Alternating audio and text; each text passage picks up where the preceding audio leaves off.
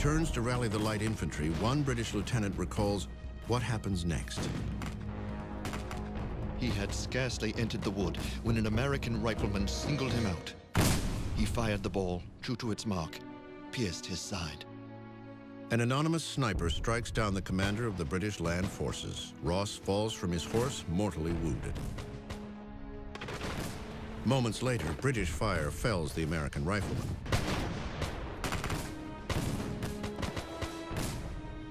Growing weaker, Ross issues his last order. He yields command to Colonel Arthur Brooke, then dies. News of Ross's death quickly spreads through the ranks. Midshipman Robert Barrett expresses the shock shared by many in the British invasion force. I can vouch that the lamented Major General Robert Ross was regarded by all ranks as a chivalrous hero whose humanity and bravery were equally conspicuous, and that his memory will never die in the regiments he so often led to victory. The sniper's name has faded into history. With one shot, he would never know how he had changed the course of the War of 1812. The tragic death of Ross affected the British Army in a very significant way. He was a known quantity. They knew what they could expect from him, and they trusted him. The British Army at this stage were in something of a quandary.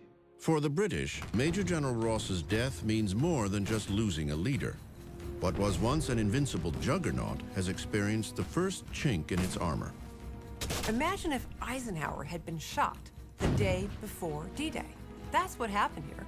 Ross was killed by a sniper, and the organization went into shambles. Men who really loved that general weren't so quick to turn to his replacement for leadership. Had he lived, Ross might have emerged as the battle's most well-known figure.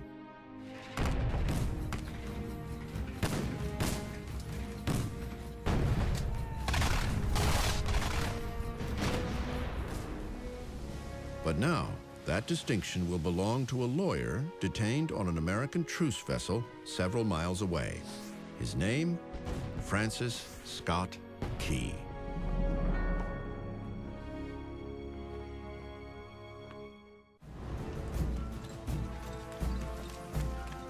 The British invasion force continues its combined naval and land attack on Baltimore. Their battle plan suffers a significant early blow when a bullet from an American sniper kills General Robert Ross. The loss of their commander has sent shockwaves through the British Army. Ross is temporarily replaced by Colonel Arthur Brooke, an able but cautious leader. The British quickly realize that this will be a very different battle than the one just a few weeks earlier. Brooke is in a quandary. He's against a much stronger American position than at Bladensburg. Stricker knows his business. Stricker anticipates Brooke's moves. He seems to read him like a book. As a result, every time the British columns move against the American position, Stricker dispatches troops in reserve to flesh out and harden up that defense. To breach Stricker's defense, Brooke orders an artillery barrage. Bursts of projectiles and Congreve rockets cause confusion in the American ranks. Through clouds of musket smoke, British Lieutenant George Gleig remembers the fog of war. Volley upon volley having been given, we were now advanced within less than 20 yards of the American line. Yet such was the denseness of the smoke that it was only when a passing breeze swept away the cloud for a moment that either force became visible to the other.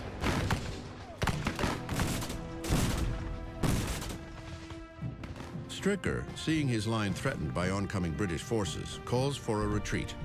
But unlike the militiamen who scattered at Bladensburg, he retires his troops in good order to the very outskirts of Baltimore. Meanwhile, in the harbor, Major George Armistead, the commander at Fort McHenry, views the approaching British fleet from the ramparts. Prepare to fire! Sir, they're out of our range! Give your guns full elevation. From the number of barges and the well-known situation of the enemy, I have no doubt but that an assault will be made this night upon the fort. Aboard the 50-gun frigate HMS Surprise, Captain Edward Codrington reflects the confidence of the British Navy in a letter to his wife. The work of destruction is now about to begin, and there will be many broken heads tonight. The bomb vessels, brigs, the frigates are all pushing up the river with an eagerness which must annoy the enemy, I presume as much as it delights me. Dawn, September 13th. The bombardment of Fort McHenry commences. From their position 2 miles away, heavily armed British bomb ships unleash an early 19th century version of shock and awe. This is the most powerful, destructive force known to man in 1814. 1,500 of these are thrown at the fort, exploding 190-pound cast-iron bombs. This is what's striking fear into the hearts of the Baltimore defenders.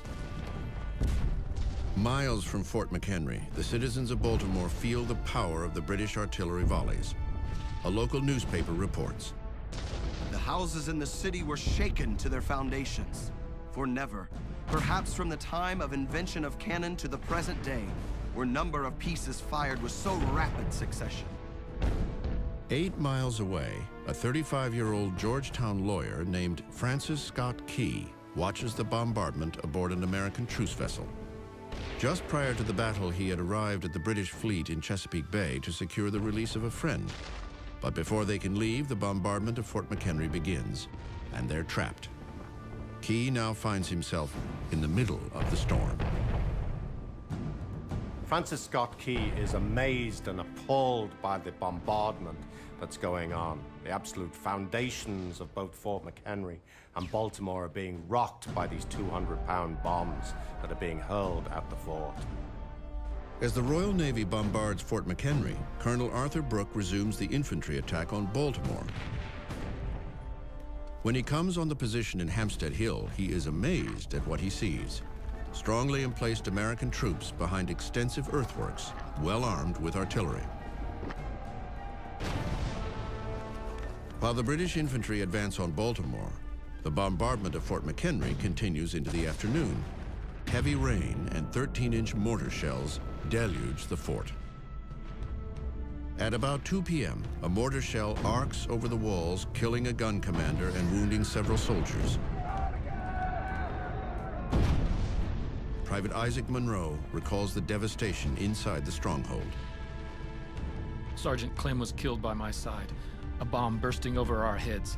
A piece the size of $1, 2 inches thick, passed through his body. Moments later, a bomb makes a direct hit on this powder magazine, where over 250,000 pounds of powder are being stored. This is the main powder magazine for the defense of Baltimore itself. If this goes, the entire fort will go. If the fort goes, the city may very well fall. But miraculously, the shell fails to ignite, saving Fort McHenry from utter destruction. Despite the unprecedented onslaught, American troops inside the fort counter the attack with lethal force of their own. By nightfall, the bombardment has lasted more than 12 hours. The sky over Fort McHenry is ablaze with lightning and rocket glare, as deafening thunderclaps and artillery blasts shake and rattle all of Baltimore. One U.S. Marine is awestruck by the dazzling but deadly sound and light show. I think the handsomest sight I ever saw was during the bombardment, to see the bombs and rockets flying. An order comes to extinguish the lights in all of Baltimore to prevent the British from seeing any strategic landmarks. Now, only the periodic flashes of lightning and exploding rockets illuminate Fort McHenry. Inside, Major Armistead and his men know they must hold out. The fate of the city, perhaps the nation itself, is in their hands. The only way Francis Scott Key and the people of Baltimore will know if they're successful is if the flag above the fort still waves. They watch, hope, and wait. Throughout the night of September 13, 1814, the British Navy keeps up its bombardment of Fort McHenry in Baltimore Harbor. One British midshipman recalls the relentless artillery attack. All the night, the bombardment continued with unabated vigor. The hissing of rockets and the fiery shells glittered in the air, threatening destruction as they fell. Whilst to add solemnity to this scene of devastation, the rain fell in torrents. The thunder broke in mighty peals after each successive flash of lightning. Inside the fort, with the smaller storm flag now flying above, Major George Armistead's men return fire. The only means we had of directing our fire was by the blaze of their rockets and the flashes of their guns. Those citizens of Baltimore who haven't already fled the city look on in awe and horror. And Francis Scott Key is one of them. Throughout the night, he paces the deck of his ship in the darkness, hoping the explosions would continue, because if there's silence, it might mean the fort had capitulated. While the Royal Navy shells the fort, Colonel Arthur Brooke, commander of the British Land Force, prepares a final attack on Hampstead Hill on the edge of the city. To aid Brooke, Vice Admiral Cochrane orders a diversionary attack against the western slope of Fort McHenry with a flotilla of 20 barges armed with artillery. But the Americans don't fall for the ploy. Instead, the American artillery pounds away at the diversionary force. In the pre-dawn darkness of September 14th, Brooke makes a momentous decision. He orders a retreat back to the ships. September 14th, dawn. At 4:30 in the morning, the American gun batteries here at Fort McHenry fall silent. But the bombardment continues until 7:30 that morning by the British Royal Navy. And then after 25 hours of intense bombardment, silence covers the waters of the Patapsco River and Baltimore Harbor. That silence follows the order to stop the bombing of Fort McHenry. The nighttime flotilla operation had failed. All the while, the ragged, rain-soaked storm flag still waves defiantly over the fort's ramparts. Cochrane understands that to continue fighting is futile.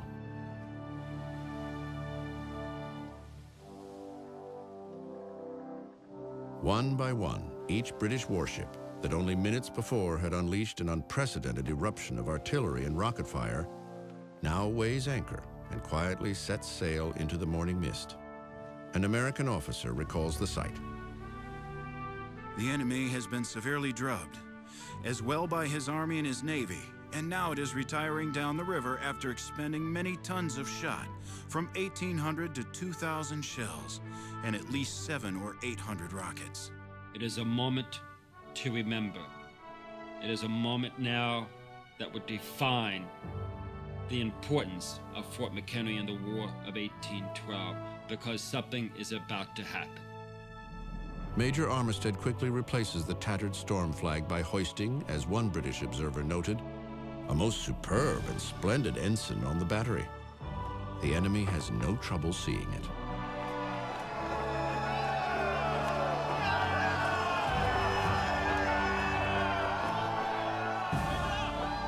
But gradually, the morning mists began to clear, and once more Key makes out the stars and stripes still flying above Fort McHenry. Never before has he looked with such reverence upon the symbol of his country. Francis Scott Key, a reluctant patriot himself, a person who was not terribly political and somebody who was against the war itself, finds himself an eyewitness to this moment in American history. I saw the flag of my country waving over a city, the strength and the pride of my native state. And does not such a country and such defenders of their country deserve a song? Key takes out a letter from his pocket and jots down a few verses. Oh, say can you see by the dawn's early light. The British release Key later that morning. He returns to Baltimore and continues to work on his poem. what so proudly we hailed at the twilight's last gleaming. A few days after the bombardment, Key's poem, Defense of Fort McHenry, is printed on handbills and distributed throughout Baltimore. Whose broad stripes and bright stars, through the perilous fight, o'er the ramparts we watched were so gallantly streaming. The poem is put to the melody of To Anacreon in Heaven, a popular British drinking song from the late 1700s.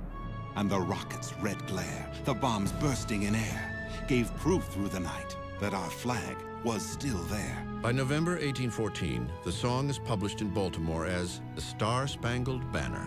Soon, other cities publish the song, and it gains popularity. Oh, say, does that star-spangled banner yet wave? Congress officially approves the song as the national anthem in 1931. For the land of the free and the home of the brave.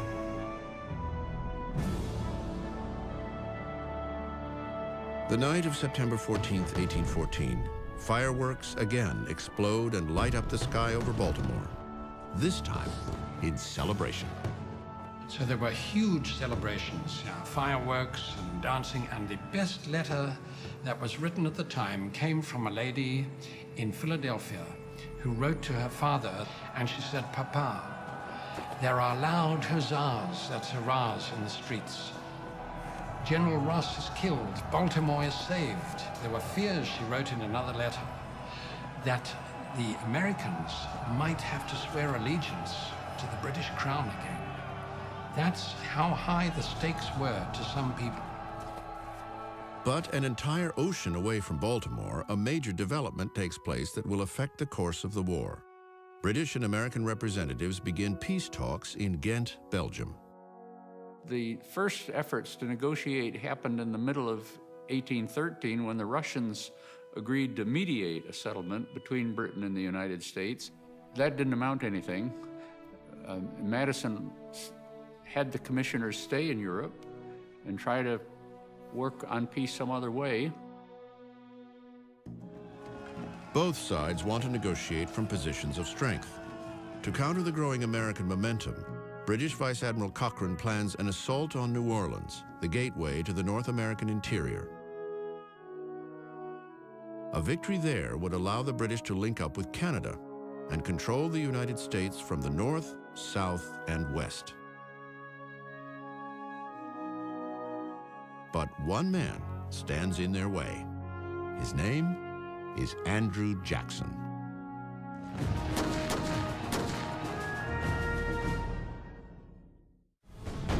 In December 1814, events on and off the battlefield will take the War of 1812 into an unprecedented direction.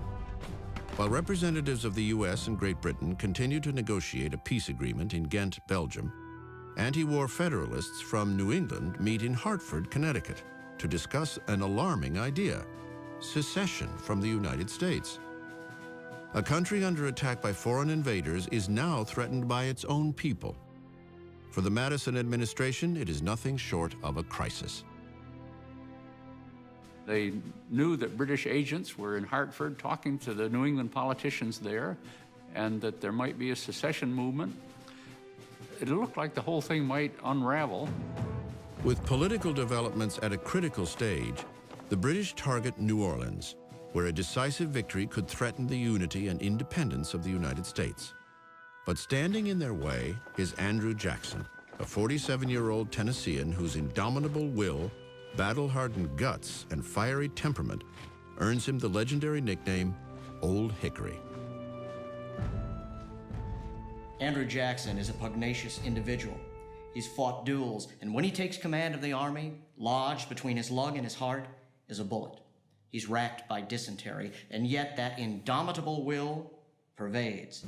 And Jackson is a man to be reckoned with. Few cross Andrew Jackson, and those that do rarely walk away. As commander of the U.S. 7th Military District, Major General Jackson must oversee the defense of New Orleans. The pending fight will be more than just a military assignment. It's a chance to exorcise a deep hatred dating back to his youth when he was taken prisoner by the Redcoats during the Revolution. Some say it comes from the scar on his face inflicted by a British officer with his saber. when Jackson refused to clean his boots, but it's deeper than that. Both his brothers and his mother have died of disease, the result of the brothers' captivity in Great Britain's hands. As Jackson's hate for the British grows, he begins looking for payback, and the War of 1812 offers the opportunity for that payback. Jackson expressed this feeling to his wife, Rachel, at the beginning of the war. I owe to Britain a debt of retaliatory vengeance. Should our forces meet, I trust I shall pay the debt. But Jackson's thirst for revenge was about to clash with an unexpected adversary, the President of the United States, James Madison. Think of these two men, Jackson and Madison. Physically, they're so different. Jackson's really tall and dynamic and vigorous military leader, and you've got Madison, who's brilliant, formally schooled, very erudite. They couldn't be more different in the way they work with other people and just the way they look. Earlier that year, Madison had opposed Jackson's promotion to general, which was done without his consent. But despite Madison's personal dislike of the renegade, Jackson is the only man who can save New Orleans. Jackson arrives in the city on December 1st, 1814. He boldly promises to drive their enemies into the sea or perish in the effort. He acts immediately to organize the city's defenses. At once, all was bustle at New Orleans, wrote one resident. Jackson was untiringly active. Following his lead, New Orleanians of every ethnic background and social class unite to prepare for the defense of their city. Even men from as far away as Kentucky poured into the area, ready to fight. While New Orleans bustles before battle, Jackson recruits an army, illustrating the magnetic power of his charisma. Andrew Jackson is one of the most dynamic Americans in the entire history of the country. This is a man who, by sheer force of personality, can galvanize the ordinary man in the street to take up arms and have the vigor of a professional soldier. He literally got people off the street to help defend New Orleans, and it was the sheer dynamism of his character. If ever a diverse force had been collected to defend the United States of America, it is at New Orleans. Regulars, frontiersmen, volunteers, French-speaking Creoles, Indians, pirates. A truly diverse and almost motley accumulation of men. You have America, so to speak, in all of its colors and languages, if you will, the common man. Would they have the discipline to stand and not retreat, not run, and obey the commands that were given?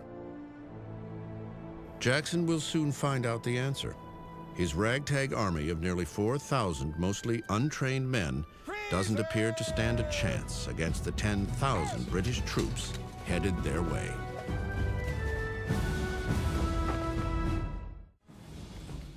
By December 1814, the British invasion force has a new commander of ground forces, Major General Sir Edward Pakenham.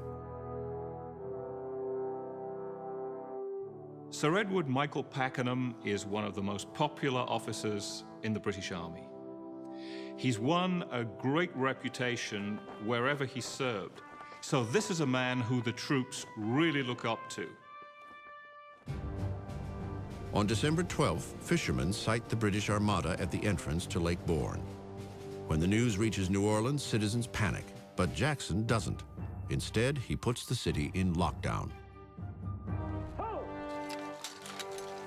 Establishing some kind of order so that a resistance could be established against an invader necessitated, in his mind, the declaration of martial law. Because he really thought that the native population would cooperate with the British, would just say, take over the city, don't burn it, please. Don't do anything, that would harm us. And Andrew Jackson was determined, I think, to burn the city himself if necessary. But he wanted those people to stand with him, behind him, to repel the British invasion. On December 14th, as the British advanced towards New Orleans, they engage a small American gunboat flotilla on Lake Borgne. Outnumbered and outgunned, the Americans stand and fight until nearly every man is killed, wounded, or captured. The action slows, but does not deter the juggernaut. An advance column sludges through swamps and bayous until it reaches the Villeray plantation, about 8 miles from New Orleans. First, the British capture several members of the local militia. Then they decide to wait for the main body of the force to catch up, instead of heeding the advice of their officers to press on and take the defenseless city by surprise. It's a mistake they will soon regret.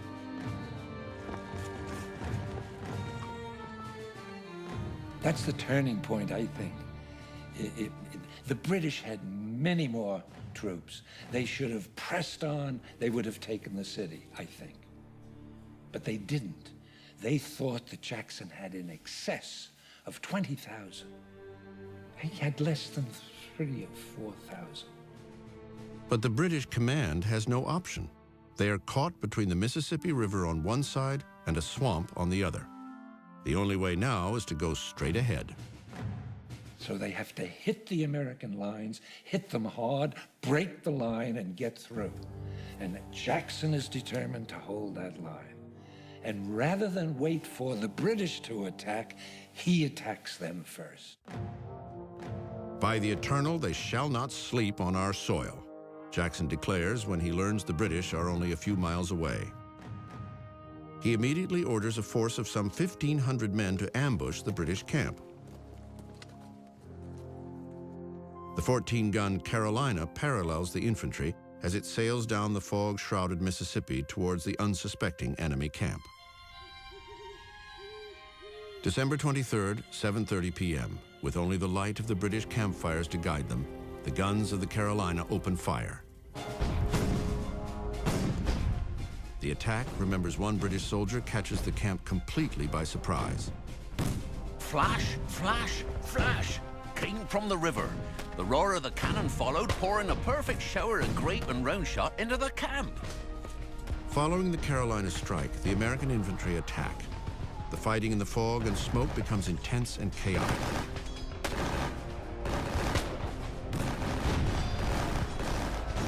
Soldiers clash with bayonets and fire at point-blank range.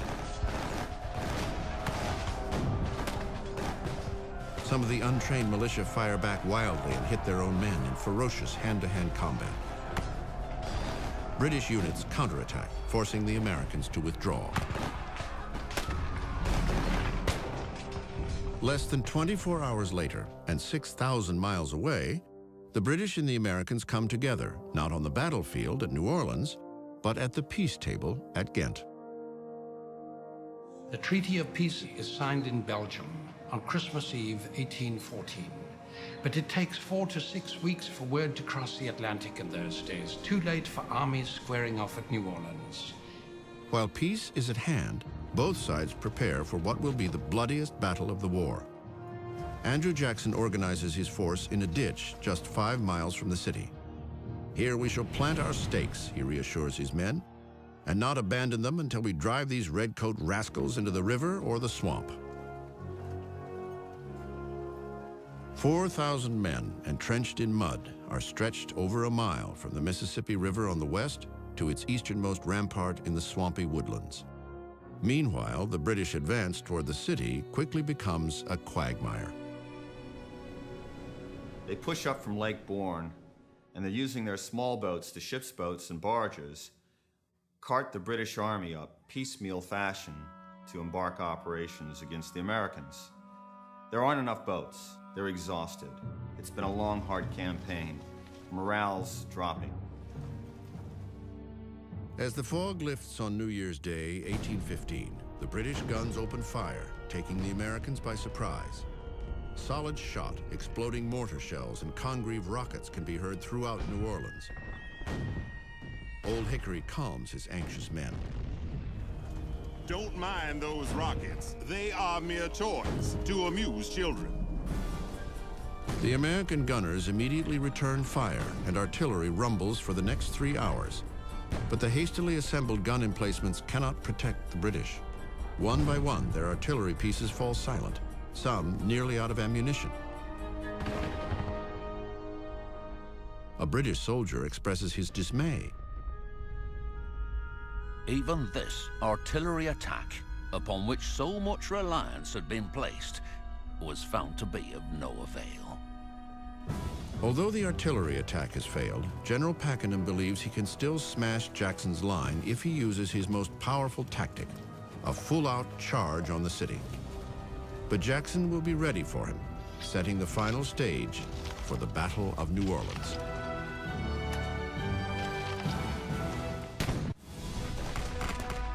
On January 7th, 1815, after weeks of holding off the British invaders, Andrew Jackson's ragtag army of 4,000 men lie in wait.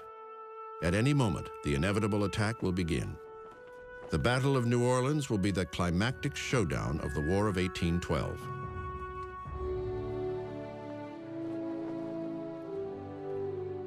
As the evening of January 7th appears, the men behind Line Jackson know that an attack is imminent. They can hear the sounds directly in front of them, and yet their morale is extremely high because in their mind, they have beaten the British twice.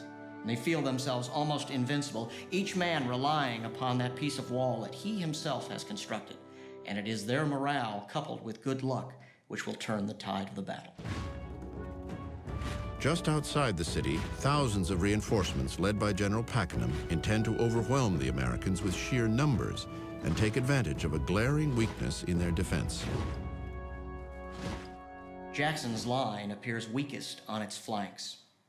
They can be easily turned, or at least so it's thought. And if those flanks can be turned, the American line will disintegrate and be rolled up and become untenable. Pakenham devises a well-coordinated attack along the American line. Nearly 1,000 men will cross the Mississippi on the west bank, attack the American artillery batteries, and turn the guns on Jackson's own men. With the West Bank taken, General Pakenham can begin his main attack. He has 3 columns. On his left, General Keane will create a diversion. On his right, General Gibbs will have the main column of attack and will have the job of storming over Line Jackson and taking that position. Down the center, General Lambert will bring up a column of reserve. He'll be there to throw his weight behind whatever action needs more troops. Pakenham's plan is aggressive, but it's too complicated. He's got too many columns moving forward, and everything has got to be timed to perfection.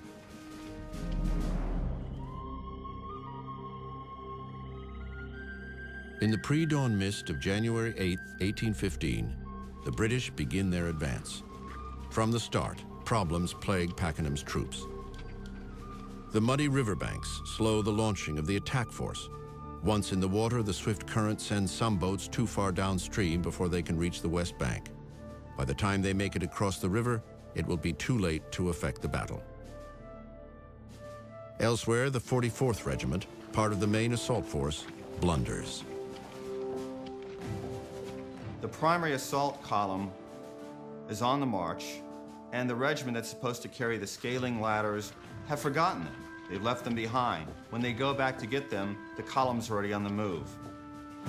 At sunrise, the mist clears, exposing the oncoming British force, rocket fire lighting their way. Press your lines. Jackson calls to his men. They are near enough now, gentlemen. You may fire when ready. A Kentucky rifleman remembers how his fellow defenders responded to Old Hickory's orders. Steady, boys. Hold your fire. Take aim!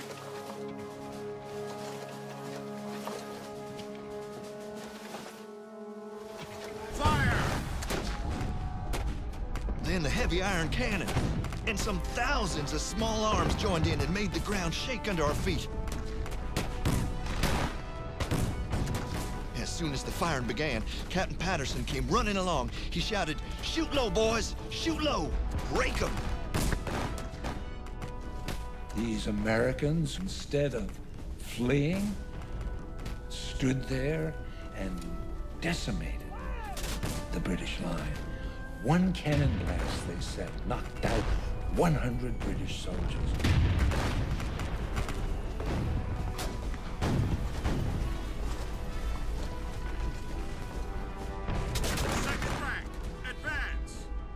And the Americans fired right into the faces of these men. It was like roaring hell, said one commentator.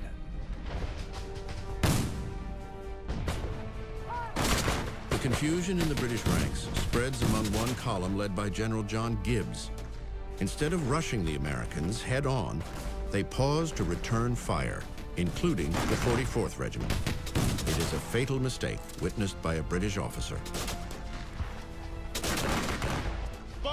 Instantly, the whole American line, from the swamp to the point past its center, was ablaze. In less time than one could write it, the 44th Foot was literally swept from the face of the earth. Gibbs's column continues its advance. Soldiers scramble into the ditch in front of the American line, but without extra ladders, they cannot scale the rampart and become easy targets for Americans pouring fire directly into the column. Panic breaks out and erupts into widespread chaos. Gibbs rides forward to rally his wavering men, but gets caught in the deadly fire and falls from his horse, mortally wounded. Soon after, General Keane also goes down. As the British command begins to crumble, Jackson exudes a calm confidence, observing the battle near the center of the American line. But while the center and the left hold strong, the right remains vulnerable. British troops, led by Colonel Robert Rennie, managed to storm the rampart.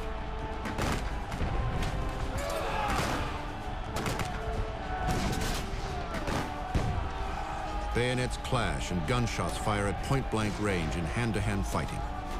At this crucial point in the battle, the British have their best chance to break through the American line. But without reinforcements, Rennie is a dead man as soon as he begins his charge. The commanders of the two primary columns have been mortally wounded or killed. Other field officers are dead. There's no one left to command. Pakenham moves forward to try and rally retreating troops. He's hit in the knee. His horse is killed. His aide gets him another horse. But another round of grape shot rings out. He's hit. This time, it's fatal. He's hit through the arm and the spine. He's hit in the lungs, and he falls to the ground, dying. The British Army has lost its commander. In just 20 minutes, the British High Command has been obliterated. The survivors realize they will never reach New Orleans and halt the attack. Improbably, Old Hickory's ragtag army has just trounced the world's best fighting force in little more than 2 hours. When the battle was over and Jackson came out to see, the carnage, there were some men on the bottom, on the ground, who were still alive, and their arms and legs started to come up through the bodies of the men who had fallen on top of them. And Jackson said it reminded him of the resurrection, when the dead will rise from their graves. It was quite a scene.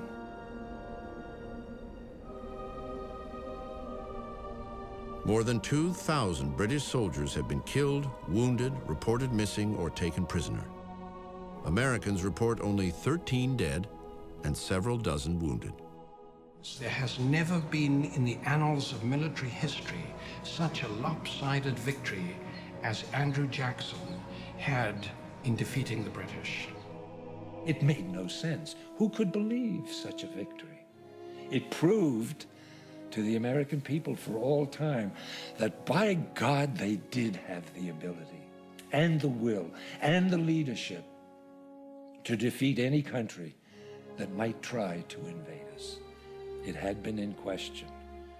No more, thanks to General Andrew Jackson and the men and women who fought in the Battle of New Orleans. On February 4th, nearly 4 weeks after the battle, news of the victory reaches Washington. The Capitol goes wild. "Glory be to God that the barbarians have been defeated," blared a local newspaper. "Glory to Jackson. Glory to the militia, sons of freedom, benefactors of your country. All hail." There's a new sense of national pride. There's a patriotic fervor where they're voicing things of American virtue and American purity and American values as they had not done since the Revolution. 9 days later, the peace delegation returns to Washington with the Treaty of Ghent, formally ending the War of 1812. The terms of the treaty merely restored territorial boundaries and maritime rights to what they were before the conflict. Ironically, the treaty doesn't resolve the chief cause, impressment, which had ceased to be an issue with the end of the Napoleonic War. Congress ratifies the treaty on February 17th. This War of 1812 started for seemingly such small reasons will end up defining modern America. This war will confirm manifest destiny. It will lead America into the new age.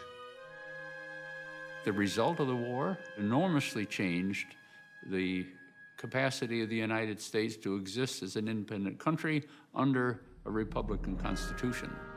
John Adams himself said that Madison's conduct of the war and the way it ended gained more glory for the country than all of his 3 predecessors put together. John Adams was not used to giving praise when it wasn't deserved.